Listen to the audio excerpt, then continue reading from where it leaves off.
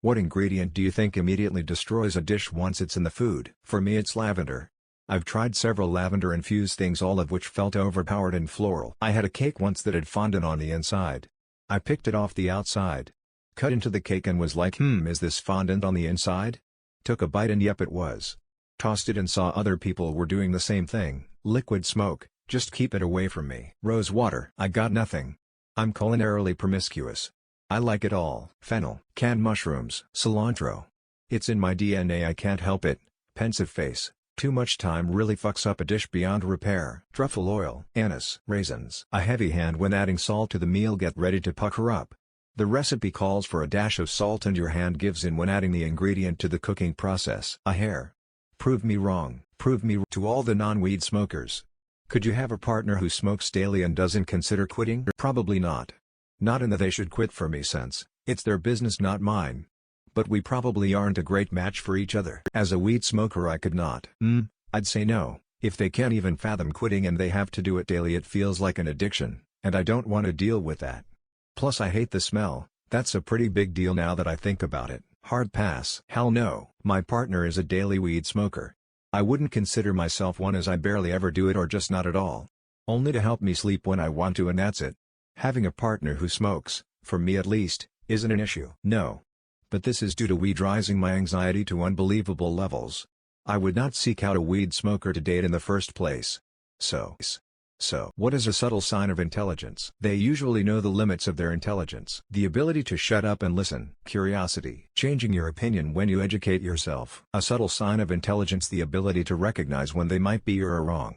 The dunces just keep going. The ability to say I don't know, but let me find out. Quickly make connections between new information and previous knowledge. Self-awareness. Underwear inside the pants. People who are intelligent can switch up the way they talk to match the person they're talking to without sounding condescending.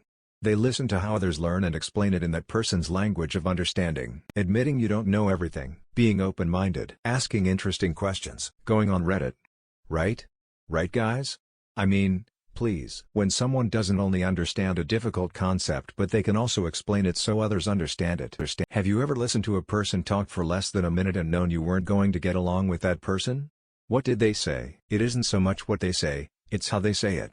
If the person has not learned to take a breath between natural breaks in what they're saying and, instead, continue to steamroll over a conversation, I'm tuning out. I met one of my new colleagues at a barbecue that was being hosted by our work. A man drove with another co-worker, a woman and a friend of mine, so we arrived together. When I was alone for a moment, this guy, whom I've never spoken to before, comes up next to me and says, "Yo dude, you had seen that?" Gestures to my friend. I said no. And she also has a boyfriend. He very exaggeratedly says, "Damn yada yada." He got fired 2 years later for sexually harassing an intern. It's all about the tone for me. Asked me, "Do you mind if smoke?" Then proceeded to take out a meth pipe. How old were you in your earliest memory? 2 or 3, I swallowed a marble. 3 or so. Either my mom making French toast sticks or 2 girls fighting in the parking lot at my babysitter's. Not sure which is first. That's a tough question because some of my memories feel secondhand, as in I remember a time when I remembered my dad teaching me to count. 54. 2 years old.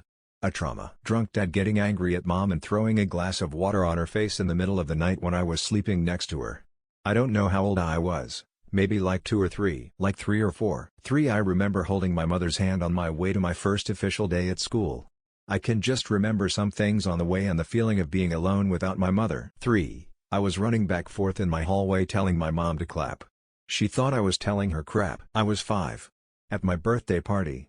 Cat cake. What is a disorder or health problem that no one thinks is as terrifying as it is? Endometriosis. Pretty much any mental health issue. It's almost invariably met with some variation of "it's all in your head." Like, no shit. You don't tell someone with a broken femur that they're fine because it's all in your leg. Vertigo. Anxiety. It's so underlooked and causes people to kill themselves more and more. I bet it's also a major factor in every public shooting. It's like the biggest slap in the face because it's right there, but everyone insists there must be something else. Diabetes. Anything that has to deal with food digestion. Eating is an essential part of daily life, so disrupting it, having a disease, will affect almost every single waking moment. How do you let your frustration out? Hitting the gym. I try to keep myself distracted until I'm tired and then I go to bed. Maybe that's the opposite of letting it out though. I let my frustration out by just wanting to be left alone to cry. Gym, gaming, asking my wife to ride me through the bed. I play video games. After killing zombies in State of Survival on my PC, yeah, I don't like it on phone, so I use BlueStacks. I feel relieved and way better than from any other activity. Scream FCCCCCCKKKKKK by talking about it. Venting, you know?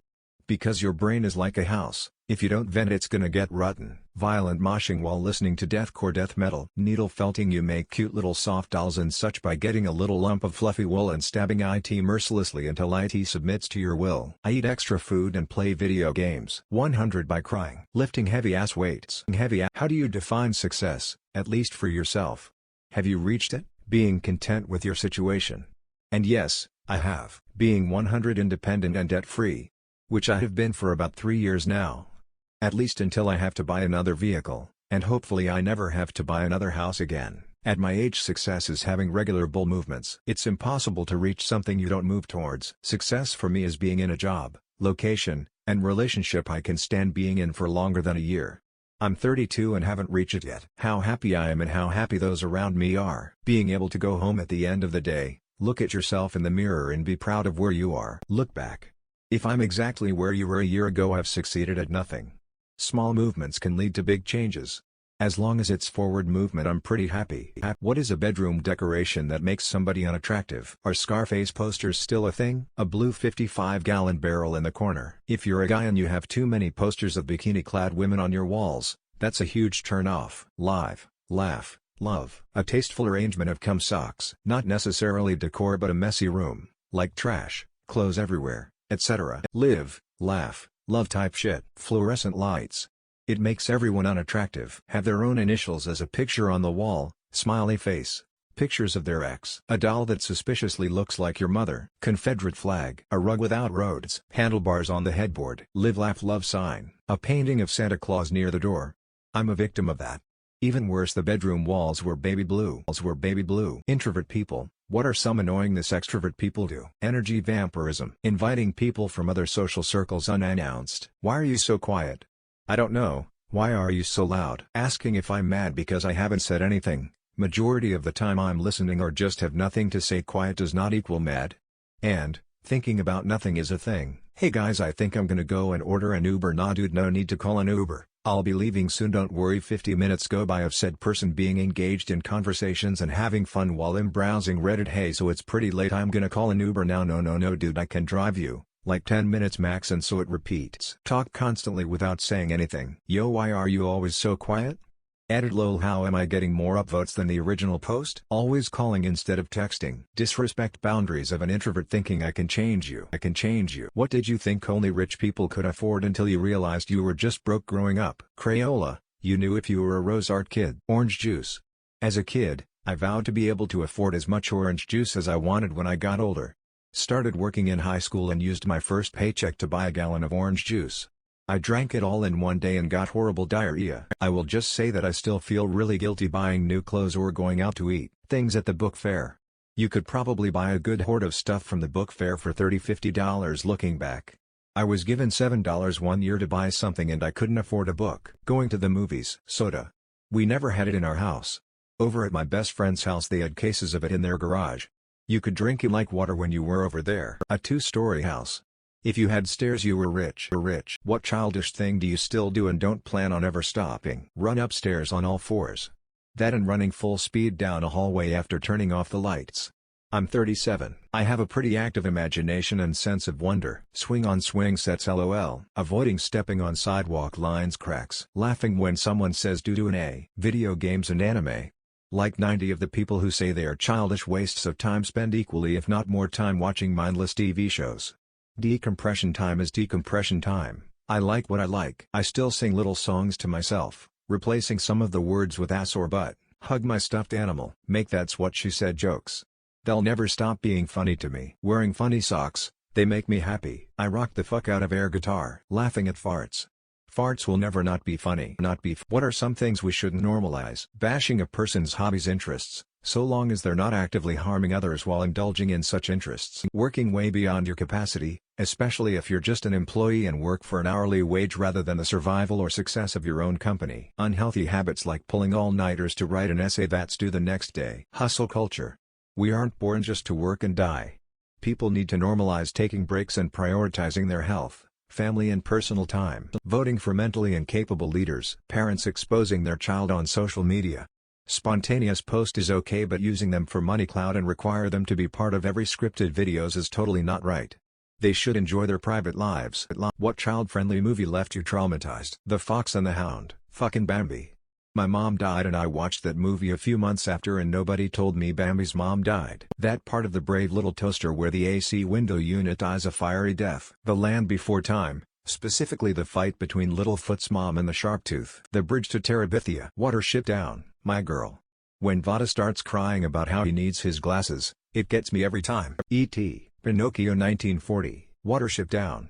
I don't know who decided to put it in the kids section in the rental place, but they were fucking wrong. According to my parents, The Lion King. And Toy Story. And pretty much any movie with loud noises. I was a total pussy as a kid. And autistic. All dogs go to heaven.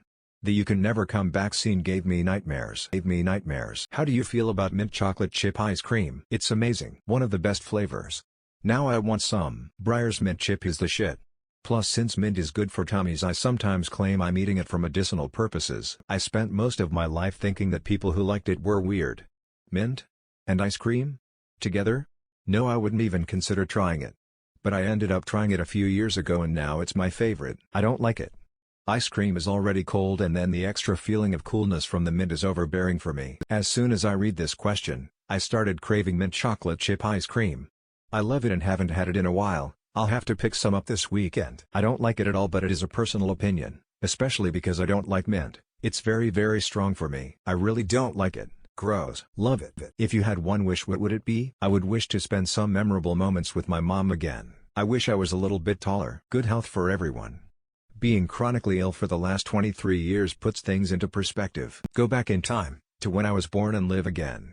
But with the knowledge I have now. For everyone on this earth to have a roof over their head and food to eat. Nobody deserves to be cold at night and to go hungry. For it to rain tacos. To be able to see 24 hours into the future. I wish that the world will always in peace. No one will seek war. For every video on YouTube to be a Rickroll.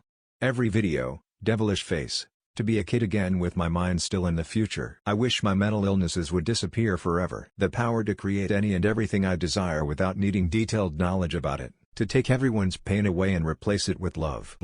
Australian here. What's the issue with swear words? American, the stupid fucking ultra-religious people who say the Bible says you can't swear. I still haven't found the spot in that book where it say fuck, shit, bitch bad. There's no fucking issue. Getting all outraged over swearing allows morally vacant people to feel superior. Fuck that, you shit-faced cunts. I can't trust someone that doesn't yell out a good strong fuck when in complete frustration. I don't know how anyone can hold it in. I just about explode. Anyone walking around saying whoopsie daisy or gosh darn it is strange. Also an Aussie. Nothing you cunt. I don't trust people that don't swear. Oi, cunt. I think it's a cultural thing maybe. I'm in Scotland and swearing is a lot more accepted. Where I'm from in England swearing is less accepted unless it's certain words. My friend from Germany swears all the time. Woman shrugging, prude sing.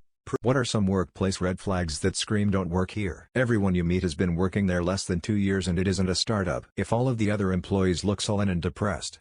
If you walk into the office area and feel like you've walked into a funeral service. Nobody's smiling, nobody's laughing. Nobody looks remotely happy or content. Just turn around and walk back to your car. That is not a good place to be working at. When your initial interview doesn't start on time, and you're waiting. They don't respect your time. Which essentially means they don't respect their workers. The hiring manager who brought you in quit. I had a job interview a long time ago where I asked if there was any office dress code. The response I got was, just try not to wear your gang colors all the time. A super low retention rate.